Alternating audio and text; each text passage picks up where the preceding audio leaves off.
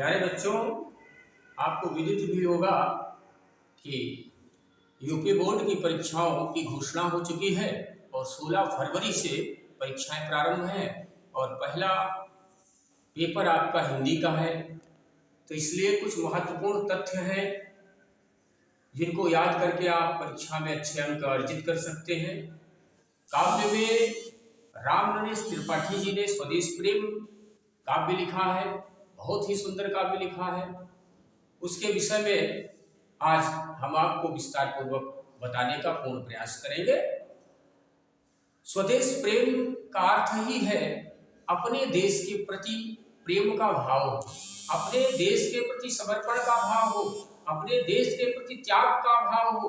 उसी त्याग प्रेम का वातावरण मानो अपने काव्य में उन्होंने उकेरा हो और काव्य रचना की है। उनकी पंक्तियों को हम देखते हैं कि अतुलनीय जिनके प्रताप का साक्षी है, प्रत्यक्ष दिवाकर घूम घूम कर देख चुका है, जिनकी निर्मल कीर्ति निशाकर। अर्थात इस भारत देश के गौरव की चर्चा करते हुए, इसके अतुलनीय प्रताप का वर्णन करते हुए त्रिपाठी जी कहते हैं कि भारतवर्ष का गौरव अनंत काल से अपने महिमा मंडन के लिए जाना जाता है। और आगे वर्णन करते हुए कह रहे हैं कि भारत देश में किसी भी राज्य में, किसी भी क्षेत्र में, क्योंकि भौगोलिक परिस्थितियों को यदि हम देखें तो भारत के कुछ ऐसे भी क्षेत्र हैं जहां वर्ष भर ठंड ही ठंड रहती है, लेकिन वहां का जो भारतीय है वह अपने देश के प्रति क्या भाव रखता है, उसके विषय में पंक्तियां प्रस्तुत की हैं कि विश्वत रेखा का वासी जो जीता है नित कांप कांप कर, विश्वत रेखा का वासी जो जीता है नित हाफ हाफ कर, वह भी अपनी मातृभूमि पर कर देता है प्राण निछावर। ध्रुवासी जो हिम में तम में जीता है नित कांप कांप कर, वह भी अपनी मातृभूमि पर कर देता है प्राण निछावर। अर्थात विश्वत रेखा के क्षेत्र में जो भारतीय रहते हैं वह अपना जीवन हाफ हाफ करके व्यतीत करते हैं, क्योंकि वहां वर्ष भर जो है गर्मी ही रहती है। लेकिन जब कभी देश की आन बान शान पर किसी प्रकार की कोई परछाई शत्रुओं की पड़ती है तो वह अपनी मातृभूमि की रक्षा के लिए अपना सर्वस्व अर्पण करने के लिए सदैव तैयार रहते हैं।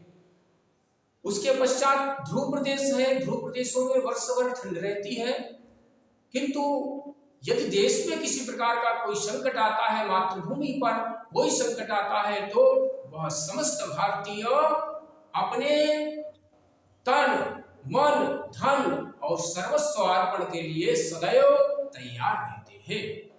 तो इसलिए हम सब भारतीय जहां समस्त ऋतुओं का आनंद प्राप्त करते हैं, तो हमारा क्या कर्तव्य बनता है कि तुम तो हे प्रिय बंधु स्वर्ग सी सुखद सकल विभवों की आकर, धरा शिरोमणि मातृभूमि पर धन्य हुए हो जीवन पाकर।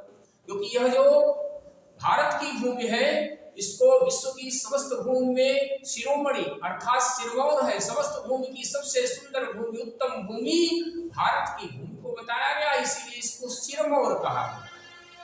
तो इसलिए त्रिपाठी जी संबोधित करते हुए कहते हैं कि तुम तो हे प्रिय बंधु स्वर्ग सी सुखद सकल विभवों की आकर। अर्थात भारतवर्ष में आपने जन्म लिया है, आप गौरवशाली हो, पुण्यशाली हो, क्योंकि यहाँ समस्त ऋतुओं का आनंद, समस्त फलों का आनंद, सब वैभव है और उसका आनंद प्राप्त करते हो। और आपका ही धर्म बनता है कि जब कभी भारत पर किसी प्रकार का कोई संकट आए तो हम उन शत्रुओं को खदेड़ने के लिए सदैव आगे बढ़ते रहें और अपनी मातृभूमि की रक्षा के लिए दृढ़ संकल्पित रहें।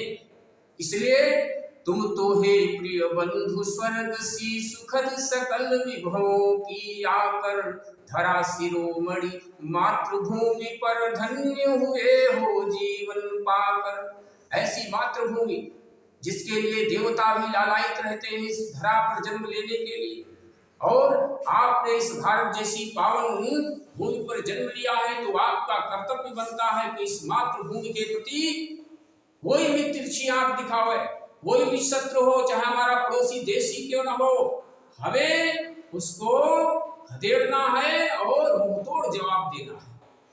आज भारत सबल हो चुका है और निर्भीक है।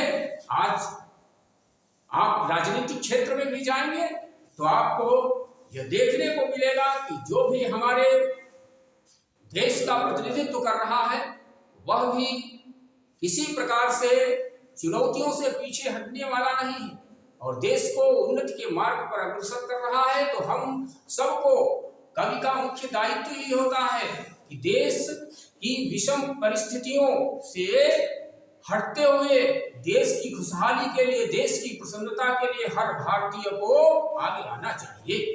तो इसलिए आपको स्वर्ग जैसी पावन भूमि भारत की भूमि मिली है और इस पर रहते हुए हमारा ये पूर्ण दायित्व बनता है कि इसकी हमें रक्षा भी करनी है, क्योंकि जो अपनी मातृभूमि से अनुराग नहीं करता है वास्तव में वह मनुष्य नहीं है, क्योंकि आपने इसका जल पिया, आपने इसका अन्न ग्रहण किया।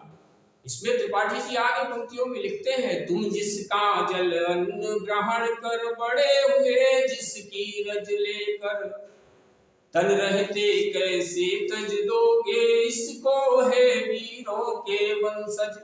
क्योंकि यह वीरों की भूमि रही है और यह मातृभूमि अनेक वीरों को जन्म देती रही है और इसीलिए हमारे देश की सीमाओं पर सजग प्रहरी की भांति जो है जवान तैनात रहते हैं मातृभूमि की रक्षा के लिए, वह अपना सर्वस्व अर्पण कर देते हैं। तो इससे हमको अपने देश के प्रति असीम अनुराग और प्रेम और समर्पण का भाव रखना चाहिए। धन्यवाद।